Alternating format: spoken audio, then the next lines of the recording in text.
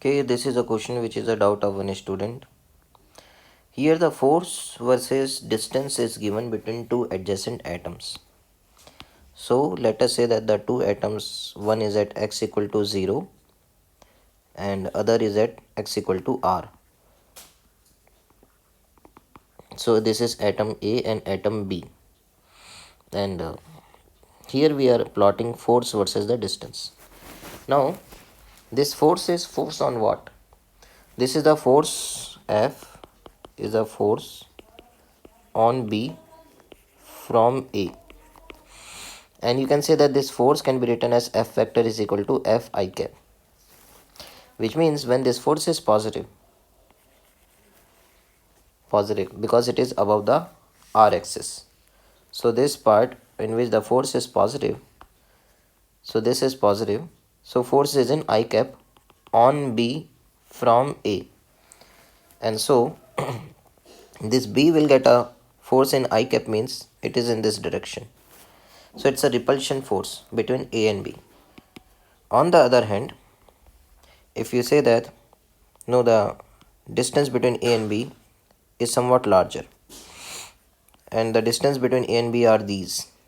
So for these values of R, you can see that the force is negative on B, and the force is negative because it is below the R axis, meaning that this force is negative, and this force is negative means this force is in minus I cap, and force is in minus I cap means this is an attraction force. Okay. Now, so we understood that negative force means attraction, positive force means repulsion. Now what is the meaning of equilibrium separation? Equilibrium means like the A and B should be holding on to their places. A is anyway at x equal to 0 and B should also hold on to its place, which means B should not be moving from its place kind of thing. So it should experience net force 0 from A, and force is 0 at point P. So you can say that this P is equilibrium, and the equilibrium distance is this R naught value. So the equilibrium separation is OP and not OQ. So this is wrong. Secondly, this Hooke's law. Hooke's law means that the force is proportional to distance R. So you can see here that the force is like linear in R, and as the R increases, the force increases linearly. So you can say that this is like a straight line. But this straight line is not passing through the origin. But then whatever is the displacement from equilibrium, the force will be proportional to that. In the sense, if you want to calculate the equation of this straight line, you can say that this force will be having some minus k, which is representing the negative slope, into r minus r naught. So this is the expression or the equation of this straight line. And you can say that this r minus r naught is actually the displacement from origin, and the force is proportional to displacement from origin, and that is what is Hooke's law actually. So Hooke's law means a linear relation between force and displacement from mean position, not origin but mean position. Sorry, I made a mistake while saying. So force should be proportional to displacement from mean position. That is the meaning of Hooke's law, linear relationship. So B is fine because this part is looking like a straight line part. Which part I'm talking about? This part from here to here, maybe looking almost like a straight line. So linear dependency of force on displacement from point P. Point P is equilibrium. Potential energy of the atom is negative gradient of graph. So that is completely wrong. The potential energy is not, because the gradient of the graph will be like df by dr kind of thing, and the df by dr will not satisfy the dimensions of u. Straight away you can say that even the dimensions are not matching, so that is wrong. In fact, it is the reverse which is true normally. Like the force is the negative gradient of the potential energy versus r graph. So C option is wrong.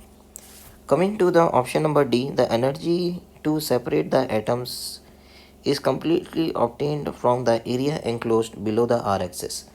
So this is completely true. So let me explain why it is like that. So let's say the equilibrium separation is R naught. Okay, and let's say you have to separate the two atoms to infinite separation.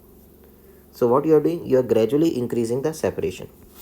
Okay, so initially the separation was already R naught, and let's say you have already increased the separation by to some amount, and let's say the new separation is X.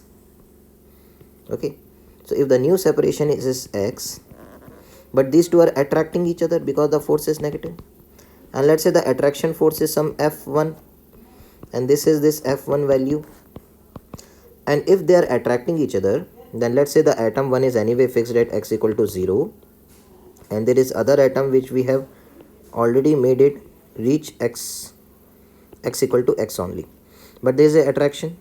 And how much is that attraction on this second atom from the first atom which is fixed at origin? That attraction is F1.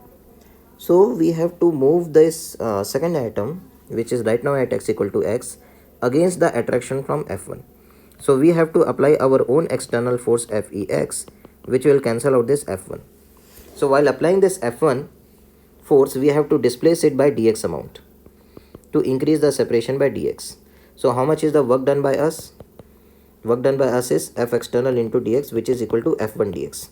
Now F1 is this vertical length and dx is the horizontal. So this F1 dx is equal to the area under or area of this rectangular bar. Similarly, during each small displacement, we will do work equal to the area of this strip. And so the total work done to separate them to infinity will be like sum of all the areas of all these rectangular strips, which is the total area under the curve below the r axis. So this is also fine. The energy required means the work done.